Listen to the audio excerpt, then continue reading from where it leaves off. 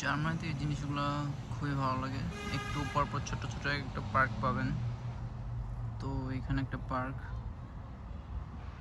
ছোট্ট একটা পার্ক, সবাই মিলে এখানে খেলতেছে। আমি বসে বসে পিৎজা আর কোক খাচ্ছি। সামনে এখানে একজন খাইতেছে, দেন ওই সাইডে দুইজন বসে গল্প করতেছে। বাচ্চারা এখানে খেলাধুলা করতেছে। তার ওই সাইডে বসে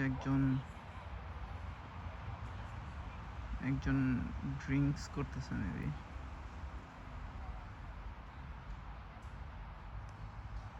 তো এরকমই বিকালে হচ্ছে এরকম পার্কে বসে একটু ভালো সময় পার করা যায়। এটা আসলে ভালো।